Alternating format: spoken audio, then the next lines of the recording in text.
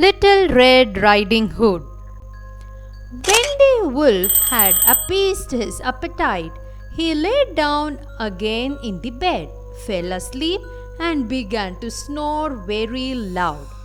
The huntsman was just passing the house and thought to himself, "How the old woman is snoring!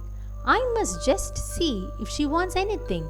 So he went into the room, and when he came to the bed, he saw that the wolf was lying in it. "Do I find you here, you old sinner?" said he. "I have long sought you." Then, just as he was going to fire at him, it occurred to him that the wolf might have devoured the grandmother and that she might still be saved. So he did not fire, but put a pair of scissors and began to cut open the stomach of the sleeping wolf. When he had made 2 snips, he saw the Little Red Riding Hood shining, and then he made 2 snips more, and the little girl sprang out, crying, "Ah, how frightened I have been! How dark it was inside the wolf!" And after that, the aged grandmother came out alive also, but scarcely able to breathe. Little Red Riding Hood, however, quickly fetched great stones with which they filled the wolf's belly, and when he awoke, he wanted to run away, but the stones were so heavy that he collapsed at once and fell dead. Then all 3 were delighted. The huntsman drew off the wolf's skin and went home with it.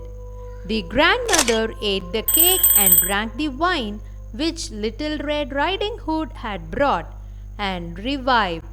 But Little Red Riding Hood thought to herself, "As long as I live, I will never by myself leave the path to run into the wood, when my mother has forbidden me to do so."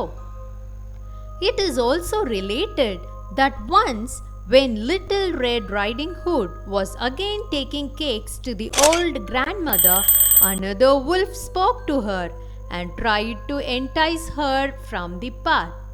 Little Red Riding Hood, however, was on her guard and went straight forward on her way, and told her grandmother that she had met the wolf, and that he had said good morning to her, but with such a wicked look in his eyes that if they had not been on the public road, she was certain he would have eaten her up.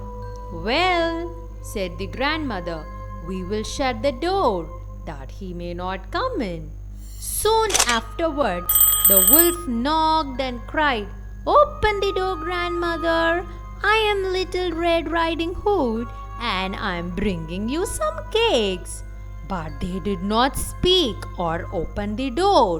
So the grey bird stole twice or thrice round the house, and at last jumped on the roof, intending to wait until Little Red Riding Hood went home in the evening, and then to steal after her and devour her in the darkness.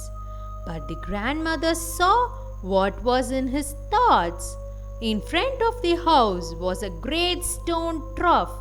So she said to the child, "Take the pail, Little Red Riding Hood.